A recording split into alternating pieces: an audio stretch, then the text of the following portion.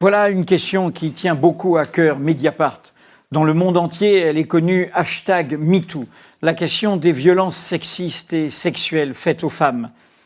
Nous sommes de ceux qui pensons que le silence doit cesser, qu'il faut aider les victimes à briser ce mur du silence. Nous sommes de ceux qui pensons que la banalisation, les petites blagues, c'est pas grave, il est un peu lourd, il est un peu macho, il est un peu grossier, tout ça doit cesser. Nous sommes de ceux qui pensons que nos informations doivent permettre d'en finir avec ce poison, la minimisation de ces faits, qui sont des faits qui reviennent à faire d'autres personnes humaines qui n'ont pas le même sexe que les hommes des objets. C'est un engagement éditorial. C'est un engagement éditorial et je vais peut-être vous surprendre, comme l'évasion fiscale. En révélant des fraudeurs fiscaux, nous faisons changer la politique des États.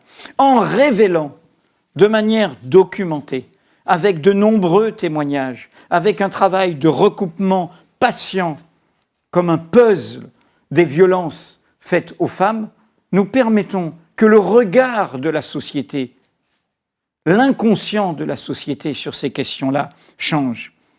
Alors, nous l'avons fait sur la politique, c'était l'affaire Baupin, et c'était avant l'affaire Weinstein qui a révolutionné la vision de tout cela à l'échelle du monde, Hollywood.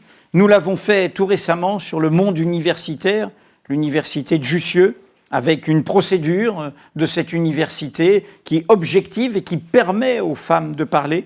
Nous l'avons fait aussi sur notre propre monde, les médias, à propos de Radio France. Et là, nouvelle affaire sortie par Mediapart, ça a commencé en juillet dernier et ça ne cesse de rebondir. Nouvelle affaire, à l'image de l'affaire Weinstein, au cœur du cinéma français, au cœur d'un producteur, d'un réalisateur qui est une puissance à lui seul, avec à la fois la Cité du cinéma, sa société de production EuropaCorp, j'ai évidemment nommé Luc Besson. Alors je me tourne vers toi, Marine Turki, tu as été au cœur de cette enquête. Au total, 9 témoignages. Peux-tu nous résumer cette enquête et ce qu'elle met sur la table face à tout le monde? On a travaillé avec Geoffrey Le Guilcher pendant des mois pour effectivement tenter d'avoir le maximum de témoignages pour comprendre un petit peu le personnage de Luc Besson et ce que dénonçaient un certain nombre de femmes. Alors tout commence aussi avec une plainte d'une actrice, Sandra Van Roy, au mois de mai. Elle a déposé plainte pour viol. Nous, on avait déjà commencé à travailler, on a continué à travailler. Au total, aujourd'hui, après 2 volets d'enquête, un en juillet, un en novembre, on a pu... 9 juillet, 28 novembre, Exactement. Nos 2 articles. Voilà, nos 2 enquêtes, on a pu amasser 9 témoignages. Alors il faut le préciser, ces témoignages, ils donnent des réalités différentes, de gravité différentes. L'une a porté plainte pour viol, une autre femme a fait un signalement pour des agressions sexuelles, une autre femme considère qu'elle a subi du harcèlement sexuel. Donc tout ça revêt des faits de gravité différentes, mais qui se recoupent, qui sont extrêmement similaires, notamment dans la manière dont commencent les choses et dont Luc Besson, selon elle, va les aborder et va avoir une attitude qu'elle considère comme extrêmement inappropriée. Donc on a recoupé, c'est une longue enquête, comme on travaille là-dessus. Expliquer ça, parce que justement, nous travaillons, nous ne sommes pas des justiciers sur ces enquêtes-là. J'ai dit notre engagement éditorial, tout journal affiche des engagements éditoriaux sur l'information, mais nous faisons notre travail patiemment. C'est pour ça que depuis que nous travaillons sur ces sujets-là, c'était le cas de l'affaire Baupin, on a dit il faut beaucoup de témoignages. Une seule parole ne suffit pas. On n'a jamais publié une enquête de violence sexuelle avec un témoignage, que ce soit une plainte ou un témoignage tout court. On ne l'a pas fait parce que ça prend des mois. L'affaire Baupin, tu en parlais tout à l'heure, Lénaïque Bredoux a travaillé pendant quasiment 10 mois. 10 mois, voilà. Nous, on a travaillé également pendant plus de 6 mois aujourd'hui pour avoir ces 9 témoignages. Donc c'est très long. Et puis on recoupe tout ce qui peut l'être. On demande extrêmement beaucoup de documents, les contrats de travail, etc. Aux femmes qui témoignent, on en parlera tout à l'heure. Donc c'est un travail très long. Voilà, on vérifie tout ce qui peut l'être, évidemment. On ne recopie pas les témoignages comme ça en 2 minutes. C'est quelque chose d'extrêmement long. Et puis, évidemment, on confronte ensuite Luc Besson à tout ça et on en reparlera tout à l'heure. Alors, je me tourne vers toi, Geoffrey Le Guilcher. Tu collabores régulièrement à Mediapart et tu es aussi membre d'un collectif, Disclose, qu'il faut soutenir, qui vient de se lancer, de journalistes d'investigation indépendants. Et alors, toi, la question intéressante, c'est qu'il y a 2 ans, en 2016, tu t'es intéressé à Luc Besson pour un livre qui lui-même avait duré 2 ans d'enquête. Alors, le titre est intéressant parce que L'homme qui voulait être aimé, c'était chez Flammarion, biographie non autorisée. Tu avais entendu parler de ça à l'époque ? Il n'y a pas ça dans ton livre. Alors, qu'est-ce qui s'est passé ? Tu n'as pas su, tu n'as pas pu qu'est-ce qui s'est passé ? Non, à l'époque, alors effectivement, on en avait entendu parler et il avait été question de faire un chapitre spécifique sur le rapport que Luc Besson entretenait avec les femmes. Sauf que les histoires que j'avais à l'époque, le problème, c'est que les femmes en question ne voulaient pas parler, ni en off, ni en on. Donc en fait, j'avais des histoires qui se ressemblaient, qui se recoupaient, où il était question de violences sexuelles en échange, donc supposées, puisqu'elles étaient non vérifiées, en échange de récompenses ou de sanctions professionnelles. Et donc la question s'était posée avec mon éditeur, mais avait été tranchée assez facilement, dans le sens où il faut que les personnes en question, les femmes, soient consentantes pour témoigner, y compris en off. C'est souvent quelque chose que les gens ont tendance à dire, mais attention, qui veut faire telle personne veut faire carrière en dénonçant une affaire d'harcèlement sexuel ou de viol, mais en fait c'est l'inverse. Les situations auxquelles on est confronté, c'est la peur de parler souvent, c'est le fait qu'il faille énormément recouper un témoignage, que disait Marine tout à l'heure. Donc à l'époque, on avait tranché comme ça, en se disant, il faut encore travailler sur le sujet. Et après, il y a eu la plainte de Sand Van Roy qui a libéré plusieurs paroles en fait.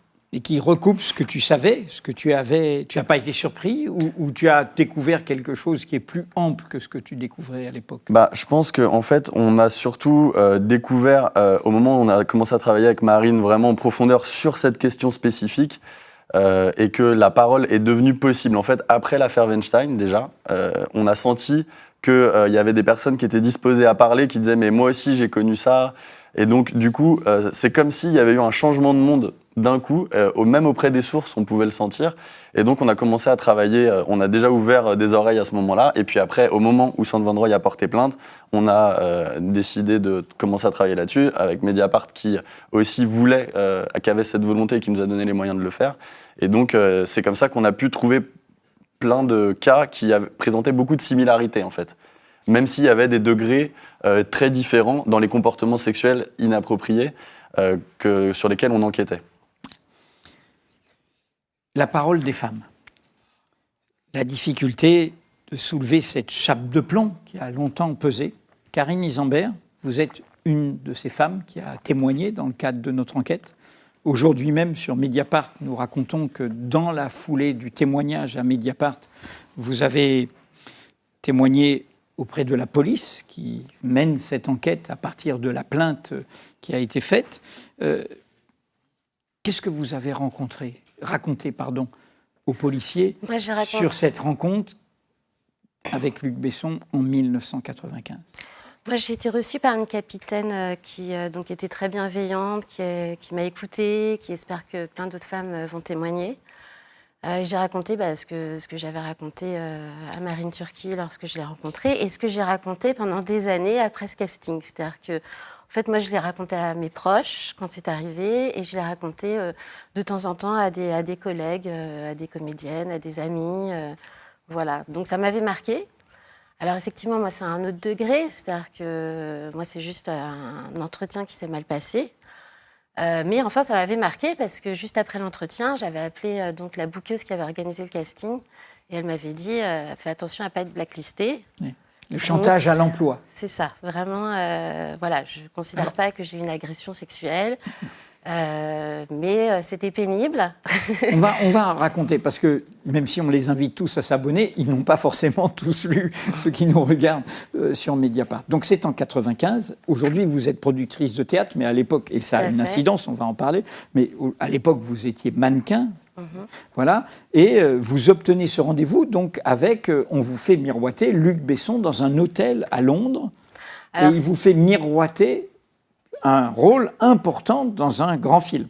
C'est-à-dire que Luc Besson cherchait des rôles pour son prochain film, dont le rôle principal Et donc, moi, j'ai appris qu'il avait été chez City, qu'il avait consulté plusieurs books et City qu'il Models, cherchait à me rencontrer. une grande agence Voilà, de mannequins. City Il y avait Models. Carla Bruni, Elle Macpherson, enfin voilà, une agence mondialement très réputée. Voilà, oui. Et vous avez vu sur des photos que vous avez Voilà, apportées. alors je les ai apportées, effectivement. Mais montrez, puisque vous voilà, les avez enfin, apportées. D'abord, effectivement, son premier propos choquant pour moi, c'est que du coup, il regarde cette parution et il dit ah, j'adore, vous avez l'air d'avoir 14 ans, vous faites moins jeune en vrai, et moi j'adore, etc. Il reste assez longtemps. Et moi, j'ai 22 ans à ce moment-là. Bon, il croit que j'en ai 17 parce que en fait, les agences de mannequins retirent souvent 5 ans. Mais en fait, ça ne me plaît pas trop. Je me suis sentie très, très mal à l'aise. Avant ça, quand même, c'était pas tout de suite. Ça, juste avant, on avait discuté de Rio de Janeiro parce que j'avais eu un shooting là-bas. Il m'avait dit qu'il trouvait que c'était horrible, les pauvres là-bas, qu'il y avait des devantures de restaurants qui brillaient et que les pauvres n'avaient qu'à se démerder. Donc, si vous voulez, en fait, déjà, quand il parle de ma photo, qu'il consulte mon book, j'étais déjà un peu tendue parce qu'il ne ressemblait pas pour moi à ce que j'avais imaginé, puisque j'étais dans le mannequinat. Je pensais rencontrer un cinéaste intéressant, cultivé. J'avais fait des études de communication, option cinéma. Et voilà, je pensais en fait discuter de films et je pensais passer une audition, faire un casting. Et en fait, pas du tout. Et vous lui dites même que pour être actrice, il faut savoir jouer.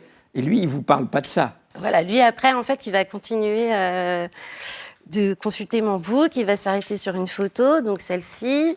Celle-ci, alors... Voilà. Et là, du coup, sur cette photo, il dit « Ah, bah voilà, c'est ça dont manque le cinéma français. Les actrices sont pas assez sexy. Les actrices françaises, elles ressemblent à des coiffeuses. Ce sont des coiffeuses. Et le cinéma français a besoin de ça. Une actrice, il faut qu'on ait envie de la baiser. » Il vous dit ça? Oui. Ça se passe dans une chambre, dans une chambre Alors, d'hôtel c'est ou dans un lobby, dans un salon? Dans un petit salon privé qui est vraiment tout petit. Je ne suis même pas à 1 mètre de lui. Et donc, il se penche, il me dit oui, voilà. Vous ne connaissez moi, pas, il vient de vous rencontrer. Ouais. Et il vous dit une actrice, il faut qu'on ait envie de la baiser. Donc, moi, ça me choque.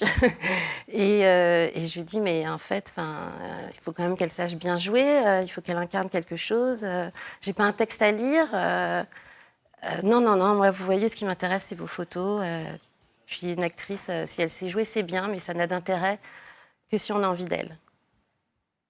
Voilà. Il vous dit même, dans ce que vous nous avez raconté, et probablement vous l'avez redit aux policiers hier, ou à la policière, que lui, il veut que les actrices, il veut être amoureux. Oui, parce qu'après, il m'invite à dîner, en fait, juste après m'avoir dit ça. Il me dit, il faut qu'on dîne ensemble, parce que j'ai besoin de vous connaître, ça va être difficile de vous donner un rôle si je ne vous connais pas, et j'ai besoin de tomber un peu amoureux de mon actrice, etc. Proposition que vous refutez. Oui, et puis pour une raison, c'est que j'ai un petit ami, et vous lui dites, je lui avais dit un peu avant, d'ailleurs, d'entrée de jeu. Possessif et jaloux, vous lui dites. Voilà, et en plus c'était vrai. Et du coup, je sais pas, je trouvais que c'était un bon argument quand même.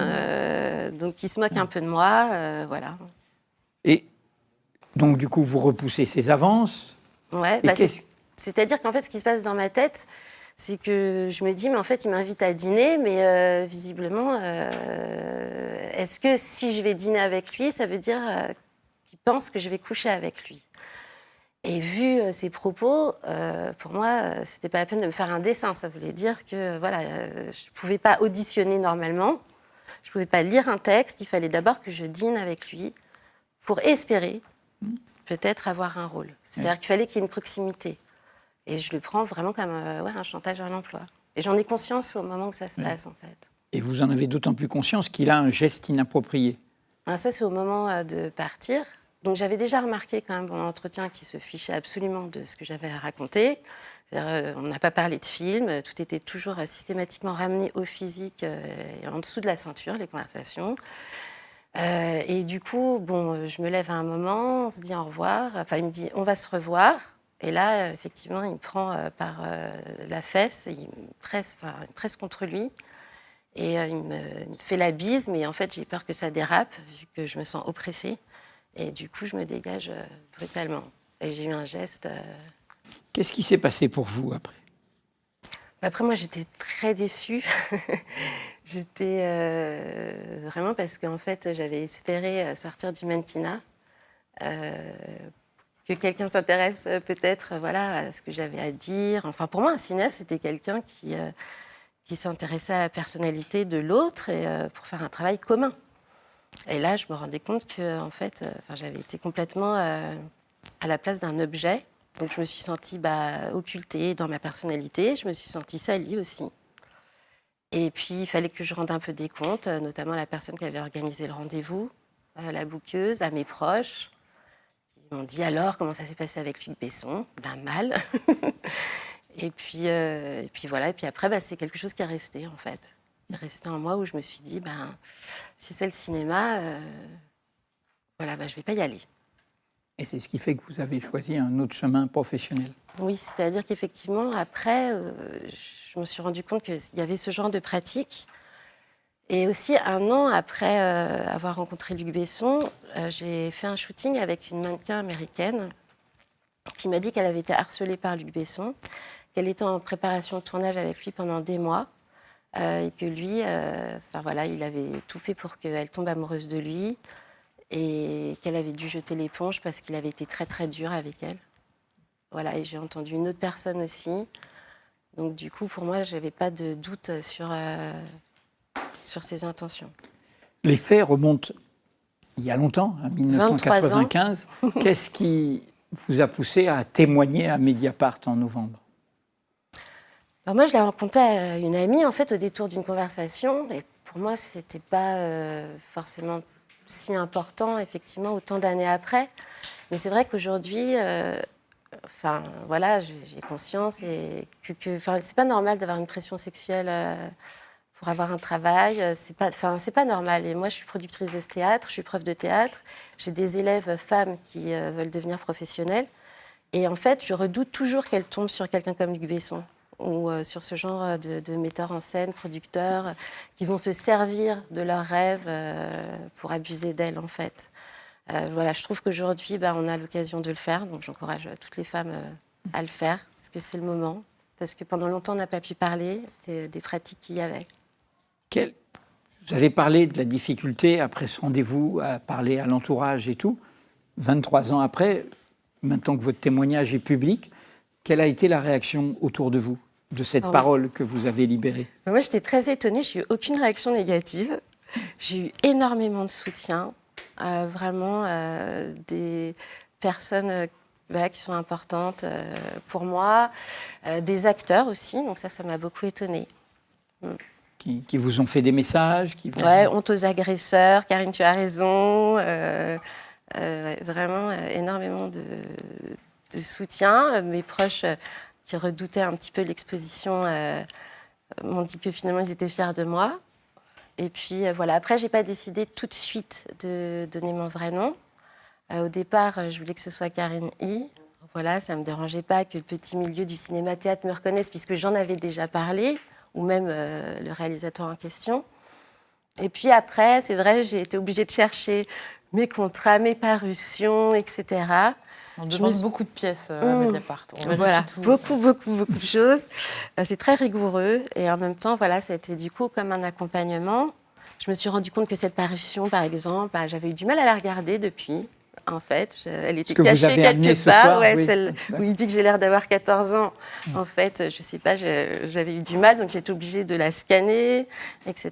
Et puis, au fur et à mesure, je me suis rendu compte que je n'avais pas à avoir honte de ce qui était arrivé, mais que même si ça s'était passé à un autre degré, j'aurais pas de honte à avoir, parce que quand on tombe sur quelqu'un qui a en tout cas que moi je considère comme un prédateur, on n'a pas tellement le choix.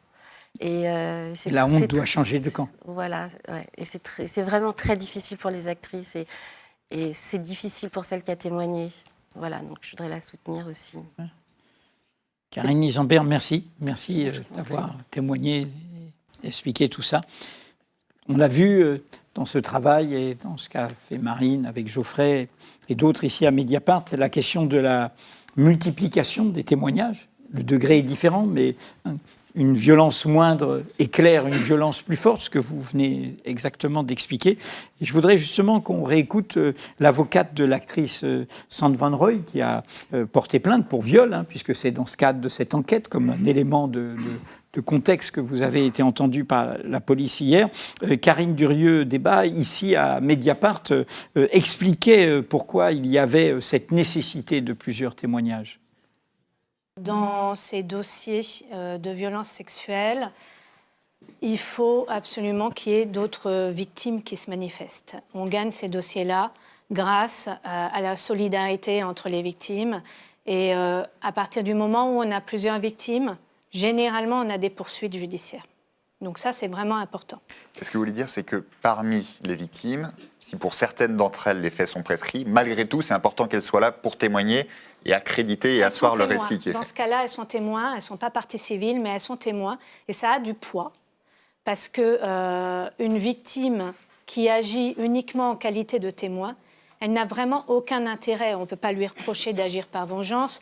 Elle ne présente aucune demande devant le tribunal. Il n'y a pas de demande financière. On ne peut pas l'accuser de mener une procédure pour obtenir de l'argent. Donc elle est vraiment désintéressée à la procédure. Elle le fait par solidarité. Et ça, c'est vraiment important. Même si les faits sont prescrits, on peut témoigner. Et ça, j'ai eu des dossiers dans lesquels, même de viol conjugal, dans lesquels il y avait des victimes pour lesquels les faits étaient prescrits et qui étaient venus témoigner à la barre, et ça a vraiment du poids. C'est des victimes qui ont du poids dans ces dossiers-là.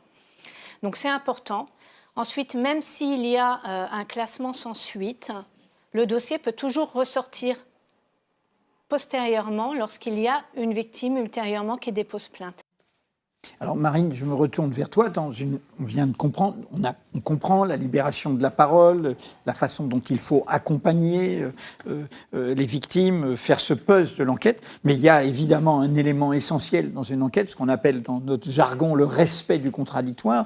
Il y a des faits qui mettent en cause quelqu'un, donc il y a des procédures. Et par ailleurs, au-delà de la présomption d'innocence, nous-mêmes, la condition de l'honnêteté de notre travail, c'est évidemment de demander à la personne mise en cause comme ce qu'elle dit. Que dit Luc Besson, qu'a dit Luc Besson à Mediapart face à ces, finalement, 9 témoignages que tu as recueillis?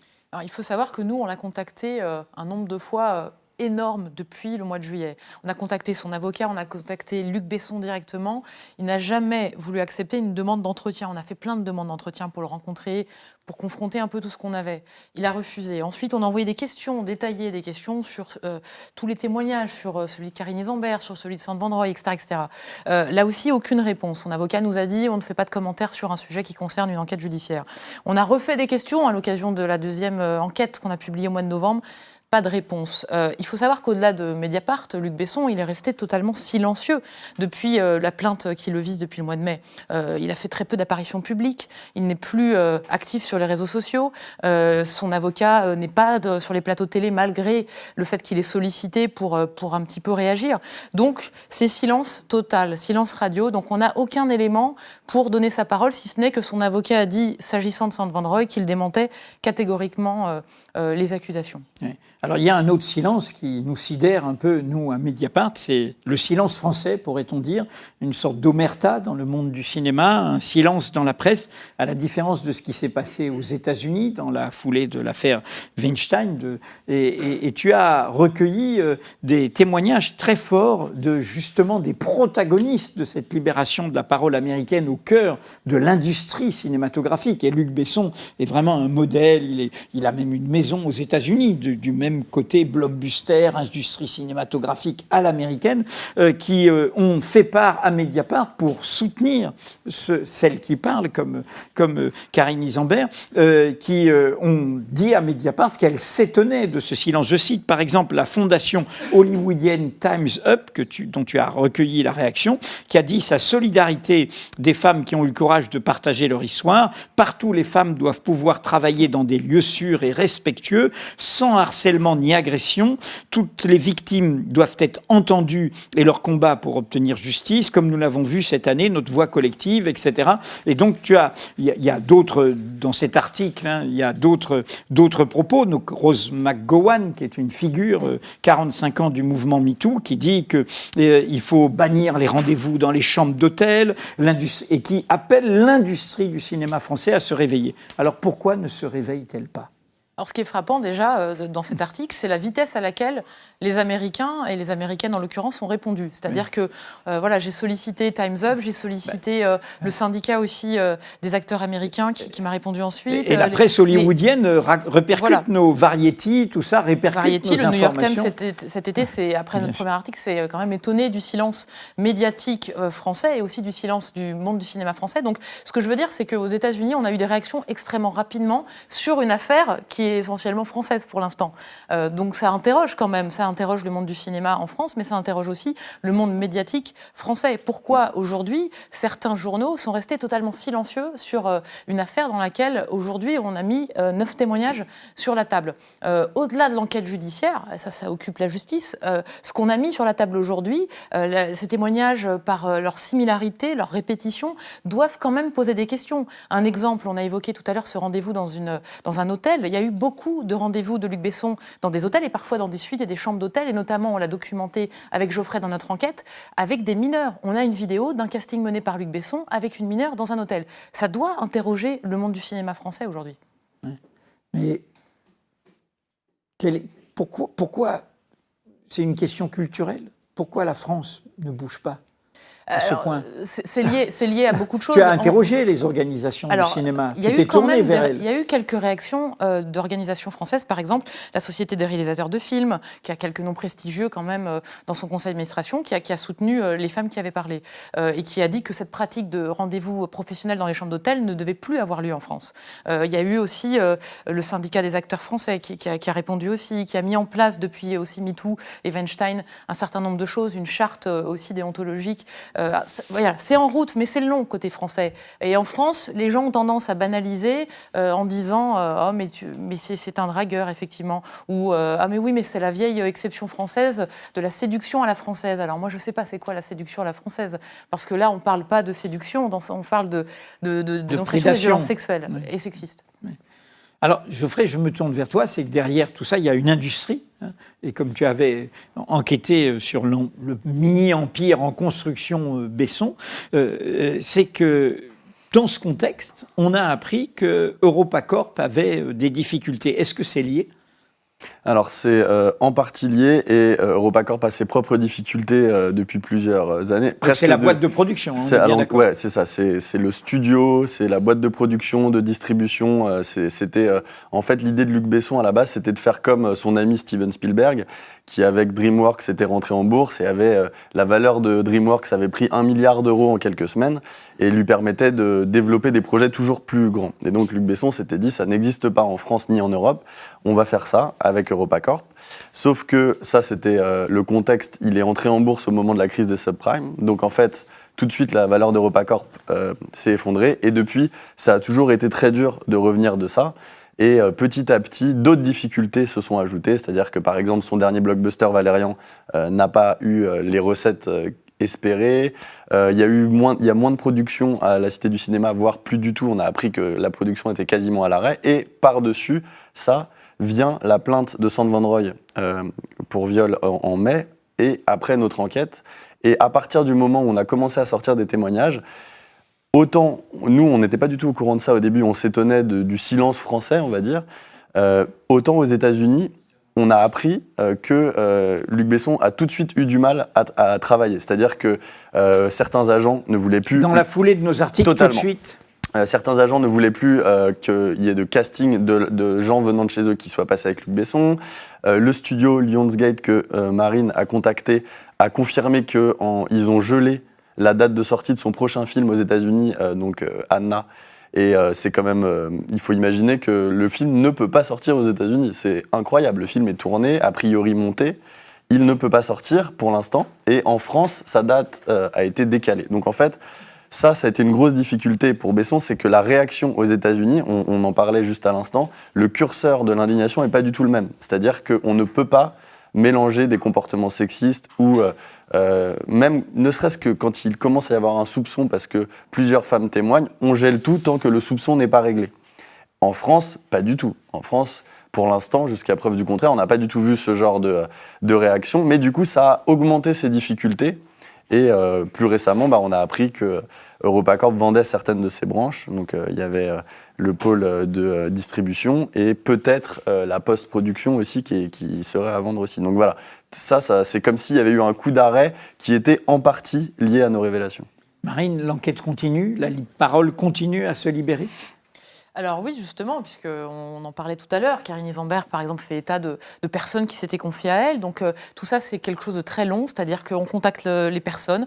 Parfois, elles choisissent de parler, parfois, elles ne peuvent pas. Elles ont peur, peut-être aussi. Il faut dire quelque chose de très simple, mais le monde du spectacle et du cinéma, c'est aussi beaucoup de précarité.